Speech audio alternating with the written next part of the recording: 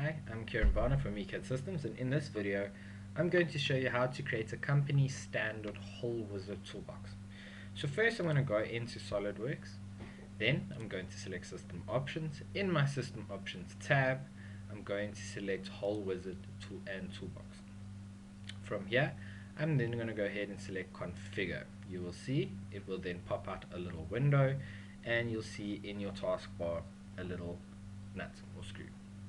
From there I'm going to click holewizard, and you'll see I can now deactivate specific standards or reactivate the standards as required.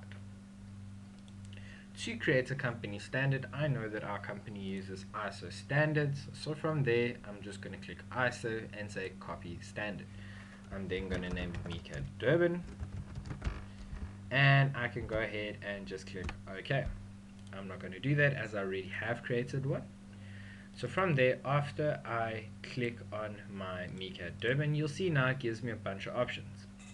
So I know now for our company standard that taped holes is just not an option, and tapered threads is not an option.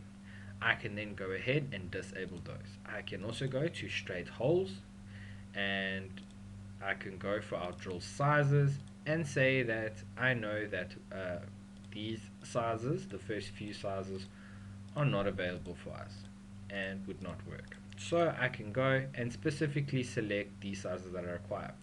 From here I can also go ahead and make different changes and do various other things, such as change, you'll see there's normal fit, adding clearance, and ensure that our clearance is fine.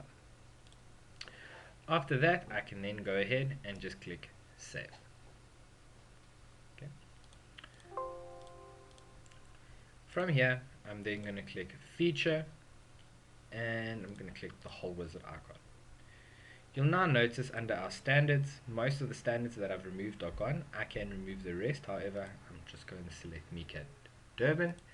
We're then going to say drill sizes, and you'll see that those 0.15, 0.2 and the different sizes are selected are gone.